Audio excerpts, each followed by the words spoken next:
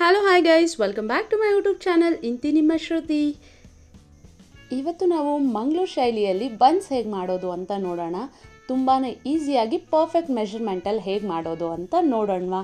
ತುಂಬಾ ಈಸಿಯಾಗಿ ಮಾಡ್ಬೋದು, ತಿನ್ನೋಕ್ಕಂತೂ ತುಂಬಾ ಚೆನ್ನಾಗಿರುತ್ತೆ. ಇದು ಹೇಗೆ ಮಾಡೋದು ಅಂತ ನೋಡೋಣ ಬನ್ನಿ. ತುಂಬ ಪಫಿ ಆಗಿರುತ್ತೆ. ಮೊದಲಿಗೆ ನಾನಿಲ್ಲಿ 2 ಬಾಳೆಹಣ್ಣು ತೊಗೊಂಡಿದ್ದೀನಿ. ಬಾಳೆಹಣ್ಣು ಯಾವುದಾದ್ರೂ ತೊಗೋಬೋದು, ಏಲಕ್ಕಿ, ಪಚ್ಚ ಬಾಳೆಹಣ್ಣು ಯಾವುದಾದ್ರೂ ತೊಗೊಳ್ಬೋದು. ನಾನಿಲ್ಲಿ ರೆಡ್ ಬಾಳೆಹಣ್ಣು ತೊಗೊಂಡಿದ್ದೀನಿ. ಇದು ಕೇರಳ ಬಾಳೆಹಣ್ಣು ಅಂತ ಹೇಳ್ತಾರೆ ಅಲ್ವಾ, ಆ ಬಾಳೆಹಣ್ಣು ತೊಗೊಂಡಿದ್ದೀನಿ. ಚಂದ್ರ ಬಾಳೆಹಣ್ಣು ಅಂತ ಕೂಡ ಹೇಳ್ತಾರೆ ಇದನ್ನು 2 ತೊಗೊಂಡಿದ್ದೀನಿ. ಸಿಪ್ಪೆ ಎಲ್ಲ ತೆಗೆದು ಒಂದು ಬೌಲ್ಗೆ ಹಾಕ್ಕೊಂಡಿದ್ದೀನಿ. ಬಾಳೆಹಣ್ಣು ಯಾವಾಗಲೂ ತುಂಬ ಹಣ್ಣಾಗಿರೋದು ತೊಗೋಬೇಕು. ಇದನ್ನು ನಾನು ಸಣ್ಣದಾಗಿ ಕಟ್ ಮಾಡಿಕೊಂಡು ಮಿಕ್ಸಿ ಜಾರ್ಗೆ ಹಾಕ್ಕೊಂಡಿದ್ದೀನಿ.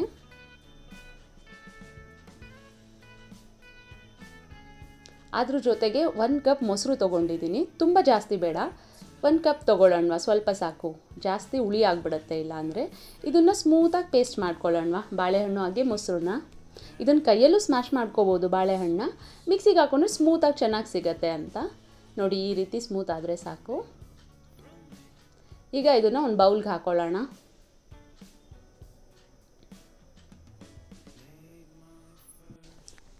ನಂತರ ಇದಕ್ಕೆ 4 ರಿಂದ 5 ಸ್ಪೂನಷ್ಟು ಸಕ್ಕರೆ ಹಾಕ್ಕೊಳ್ಳೋಣ. ಸಕ್ಕರೆ ಸ್ವಲ್ಪ ಆ ಕಡೆ ಈ ಕಡೆ ಜಾಸ್ತಿ ಕಮ್ಮಿ ಆದರೂ ಏನು ತೊಂದರೆ ಇಲ್ಲ, ಟೇಸ್ಟ್ ಚೆನ್ನಾಗಿರುತ್ತೆ. ನಾನಿಲ್ಲಿ 4 ರಿಂದ 5 ಸ್ಪೂನಷ್ಟು ಸಕ್ಕರೆ ಹಾಕೋತಾ ಇದ್ದೀನಿ, 1/4 ಕಪ್ಪಷ್ಟು. ನಂತರ ಇದಕ್ಕೆ ಅಡುಗೆ ಸೋಡಾ ಹಾಕೋತಾ ಇದ್ದೀನಿ. ಒಂದು 3/4 ಸ್ಪೂನ್ ಆದರೂ ಬೇಕಾಗುತ್ತೆ ಸೋಡಾ.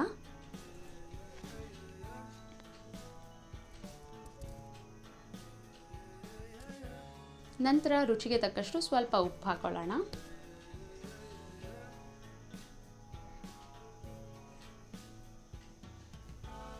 ನಂತರ ಇವಾಗ ಜೀರಿಗೆ ಹಾಕೊಳ್ಳೋಣ. ಜೀರಿಗೆ ಬಂದು 1 ಸ್ಪೂನ್ ಅಥವಾ 1 ರಿಂದ 2 ಸ್ಪೂನ್ ಒಳಗಡೆ ಹಾಕೊಳ್ಳೋಣ.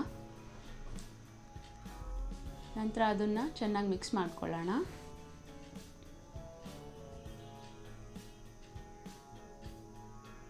ಈ ರೀತಿ ಮಿಕ್ಸ್ ಮಾಡಿಕೊಂಡ್ರೆ ಸಾಕು. ಈಗ ಮೈದಾ ಹಾಕ್ಕೊಳ್ಳೋಣ. ಮೈದಾ ಅಷ್ಟು ಇಷ್ಟು ಅಂತ ಹೇಳೋದಕ್ಕಾಗೋದಿಲ್ಲ, ನಾವು ಮೊಸರು ಹಾಕ್ಕೊಂಡಿರ್ತೀವಲ್ವ, ನೀರು ಬಿಟ್ಕೋತಾ ಇರುತ್ತೆ. ಸೊ ನಾನು 2 ಕಪ್ ಇಲ್ಲಿ ಮೈದಾ ಹಾಕ್ಕೊಂಡಿದ್ದೀನಿ. ನೋಡ್ಕೊಂಡು ಹಾಕೋಬೇಕಾಗತ್ತೆ ಮೈದಾನ. ಮಿಕ್ಸ್ ಮಾಡ್ತಾಯಿದ್ರೆ ಅದೇ ಗೊತ್ತಾಗುತ್ತೆ ಇನ್ನೊಂದು ಸ್ವಲ್ಪ ಬೇಕಾಗುತ್ತೆ ಅಂತ. ಚಪಾತಿ ಹಿಟ್ಟಿನ ಅದಕ್ಕೆ ಬಂದರೆ ಸಾಕು.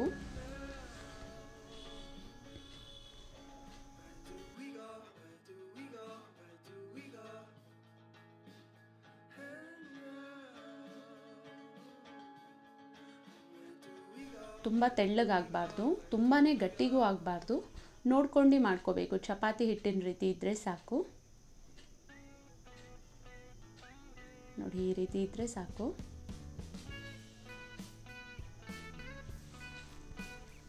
ಈಗ ಇದಕ್ಕೆ 2 ಸ್ಪೂನಷ್ಟು ಎಣ್ಣೆ ಹಾಕೊಳ್ಳೋಣ, ಒಣಗಬಾರ್ದು ಅಂತ ನಾವು. ಯಾಕಂದರೆ 6 ರಿಂದ 8 ಅವರ್ ಇದನ್ನು ಹಾಗೆ ಬಿಡಬೇಕು. ಫ್ರಿಜ್ಜಲ್ಲಿ ಏನಿಡೋ ಅವಶ್ಯಕತೆ ಇಲ್ಲ, ಹೊರಗಡೆನೇ ಇಡ್ಬೋದು. ಅದಕ್ಕೋಸ್ಕರ ಸ್ವಲ್ಪ ಮೇಲೆ ಎಣ್ಣೆ ಹಾಕ್ಕೊಂಡು ಇನ್ನೊಂದು ಸಾರಿ ಮಿಕ್ಸ್ ಮಾಡಿಬಿಟ್ಟು ಸೈಡಲ್ಲಿ ಎತ್ತಿಟ್ಕೊಳ್ಳೋಣ. 6 ರಿಂದ 8 ಅವರ್ ಬಿಟ್ಟು ನಾವು ಇದನ್ನು ಬನ್ಸ್ ಮಾಡ್ಕೋಬೋದು. Lid close ಮಾಡಿಟ್ಬಿಡೋಣ.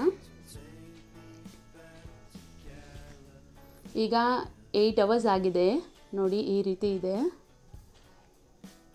ನೋಡಿ. ಬೆರಳಿಟ್ರೆ ಹೀಗೆ ಆಗುತ್ತೆ. ಇವಾಗ ಕರೆಕ್ಟ್ ಇದೆ, ಇದು ಬನ್ಸ್ ಮಾಡಲಿಕ್ಕೆ ರೆಡಿ ಇದೆ. ಇವಾಗ ಚಪಾತಿಗೆ ತೊಗೊಳ್ತೀವಲ್ವ, ಆ ಸೈಜ್ ತೊಗೊಂಡ್ರೆ ಸಾಕು. ಈ ರೀತಿ ತೊಗೊಳ್ಳೋಣ. ಮೊದಲು ಎಣ್ಣೆ ಕಾಯೋದಕ್ಕೆ ಇಟ್ಬಿಡೋಣ. ಎಣ್ಣೆ ಬಂದು ಜಾಸ್ತಿ ಹೈ ಫ್ಲೇಮಲ್ಲೇ ಕಾಯಿಸ್ಬಿಟ್ಟು ಆಮೇಲೆ ಸ್ಟವ್ನ ಕಮ್ಮಿ ಮಾಡ್ಕೊಳ್ಳೋಣ. ಕಮ್ಮಿ ಮಾಡ್ಕೊಂಡು ಒಂದು 2 ನಿಮಿಷ ಬಿಟ್ಟು ಹಾಕ್ಕೊಳ್ಳೋಣ. ಲಟ್ಟಿಸ್ಕೊಳ್ಳೋಣ. ಕೈಯಲ್ಲೇ ಲಟ್ಟಿಸ್ಬಿಟ್ಟು ಕೈಯಲ್ಲೇ ಒತ್ಬಿಟ್ಟು ಹಾಕ್ಬೋದು. ಬಟ್ ಆದರೆ ಈ ಚಪಾತಿ ಲಟ್ಟಿಸೋದ್ರಲ್ಲಿ ಲಟ್ಟಿಸಿದ್ರೆ ಕರೆಕ್ಟಾಗಿ ಬರುತ್ತೆ. ಶೇಪ್ ಹಾಗೇ ಇರಬೇಕು ಹೀಗೆ ಇರಬೇಕು ಅಂತ ಏನಿಲ್ಲ. ಹಾಗೆ ತುಂಬ ತೆಳುವಾಗಿ ಮಾಡ್ಕೋಬಾರ್ದು. ಇದು ಸ್ವಲ್ಪ ದಪ್ಪ ಇರಬೇಕು ನೋಡಿ, ಈ ರೀತಿ ದಪ್ಪ ಇರಬೇಕು. ದಪ್ಪ ಇದ್ದರೆ ಅದು ಉಬ್ಬಿ ಬರುತ್ತೆ. ಎಲ್ಲನೂ ನಾನು ದಪ್ಪಗೇ ಹೊಸ್ತಿಟ್ಕೊಂಡಿದ್ದೀನಿ.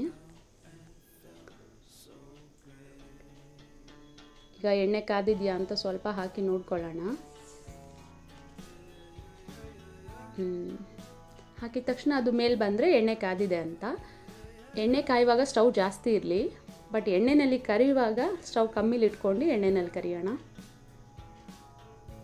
ಆಗ ಸೀಯೋದಿಲ್ಲ, ಚೆನ್ನಾಗಿ ಉಬ್ಬಿ ಉಬ್ಬಿ ಬರುತ್ತೆ.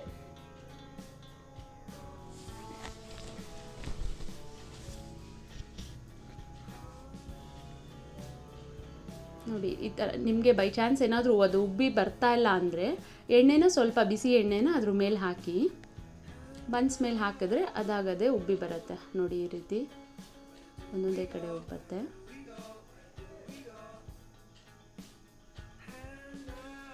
ಕಮ್ಮಿನಲ್ಲೇ ಬೇಯಿಸ್ಕೊಂಡ್ರೆ ಒಳಗಡೆನೂ ಬೇಯುತ್ತೆ. ಸ್ಟವ್ ಜಾಸ್ತಿ ಮಾಡಿ ಬೇಯಿಸ್ಬಿಟ್ರೆ ಮೇಲೆ ಬೆಂದಿರುತ್ತೆ, ಒಳಗಡೆ ಬೆಂದಿರೋದಿಲ್ಲ. ಸೊ ಸ್ಟವ್ ಕಮ್ಮಿನೇ ಇಟ್ಕೊಂಡು ಬೇಯಿಸ್ಕೊಳ್ಳೋಣ ಚೆನ್ನಾಗಿ.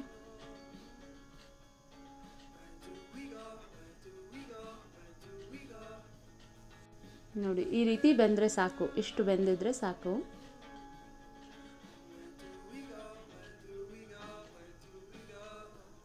ಈಗ ಎತ್ತಿ ಸರ್ವಿಂಗ್ ಬೌಲ್ಗೆ ಹಾಕೊಳ್ಳೋಣ. ಮಂಗಳೂರು ಶೈಲಿಯ ಬನ್ಸ್ ರೆಡಿ ಇದೆ. ನಿಮಗೂ ಇಷ್ಟ ಆಗುತ್ತೆ. ಮನೆಯಲ್ಲಿ ನೀವು ಒಂದು ಸಾರಿ ಟ್ರೈ ಮಾಡಿ ನೋಡಿ. ನೋಡಿ ಎಷ್ಟು ಪಫಿಯಾಗಿ ಬಂದಿದೆ, ತುಂಬಾ ಚೆನ್ನಾಗಿದೆ. ನೀವು ಮನೆಯಲ್ಲಿ ಒಂದು ಸಾರಿ ಟ್ರೈ ಮಾಡಿ. ಈ ವಿಡಿಯೋ ನಿಮಗೆ ಇಷ್ಟ ಆಗಿದ್ದರೆ ಲೈಕ್ ಮಾಡಿ, ಶೇರ್ ಮಾಡಿ, ಕಮೆಂಟ್ ಮಾಡಿ. Thank you.